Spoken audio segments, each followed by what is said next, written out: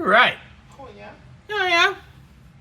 So, got the original line that was cut to work. Got the coupling in, got all that situated. We got it all routed.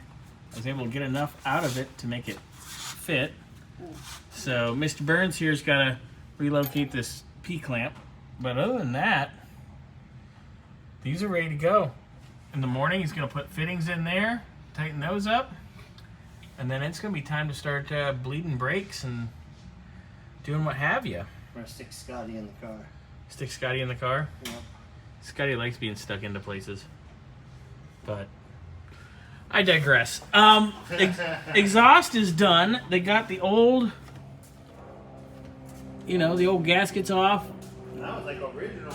Yeah. Well, it's not original, but it's old. But new one's in, situated, ready to go. The brake pedal, you got to hook. Is it hooked up, Bernsey? No, I'll do that tomorrow. Okay, so you got to hook up the brake pedal. And that's about it. I got this hard line for the vacuum modulator done. And that's how we do it. It's all looking good. It's all coming along.